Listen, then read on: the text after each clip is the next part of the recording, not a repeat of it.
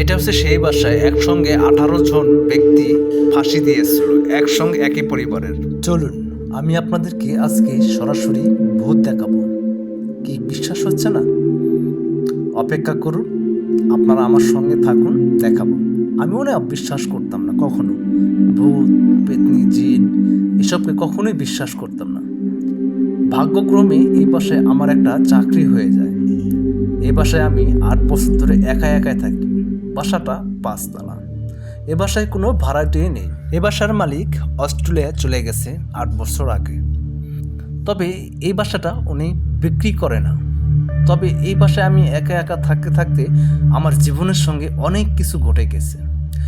আমি এই ইউটিউব চ্যানেলটা নতুন খুলেছি।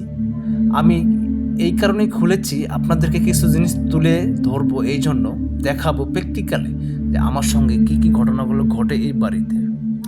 আমি একসময় ভয় পেতাম, কিন্তু এখন আর ভয় পাই না, কারণ ওদের সঙ্গে আমি নিজেও মিশে গেছি।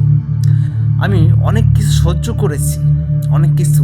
এই বাসার থেকে অনেক সময় আমার মাঝে মনে হতো চলে যাব, কিন্তু আমি চলে যেতে পারি না।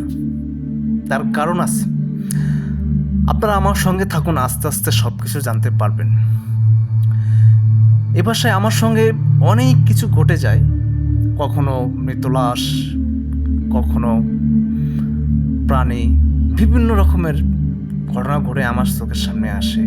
আমার বিছানায় শয়, এরকম অনেক ইতিহাস আছে। তো আজকে আমি আপনাদেরকে প্র্যাকটিক্যালি দেখানোর জন্য আমি এখন ছাদে আসছি। ছাদে একটা বাসা আছে।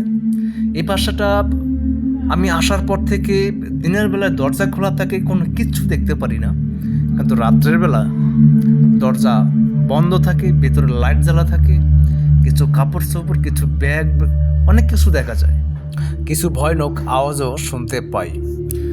তাই এই বাসাটা আমি আপনাকে নিয়ে আসলাম, দেখাবো, একটু ধৈর্য ধরুন। তো বন্ধুরা, আপনারা আমাকে সাহস যোগাবেন। আমি এই বাসার সম্পূর্ণ ইতিহাস তুলে ধরতেছি। আসলে এই বাসা হয়েছিলটা কি আমি আপনাদেরকে ছোট্ট একটু করে বলে রাখি। এই বাসায় একদিনে 18 জন মারা গিয়েছিল ফাঁস টাঙিয়ে। এই ব্যাপারটা আমি জানতাম না, এই ব্যাপারটা আমি পরে জেনেছি। তো তখন থেকে এই বাসায় কোনো ভাড়াটে থাকে না, আমি একা থাকি।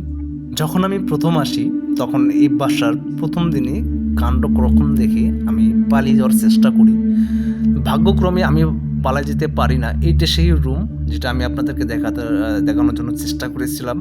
বন্ধুরা, আমি আপনাদেরকে পুরোটা দেখানোর চেষ্টা করব। এ পাশে থেকে ভয়ানক কিছু আওয়াজ সবসময় আসতে থাকে 9টার পর থেকে। তো আমি দেখানোর চেষ্টা করব। ও মাটাকে ও দেখি, একটু সাবধান। আমি এখানে ওই বস্তা দেখতে পারতেছেন আপনারা, কিছু মশারি টাঙানো।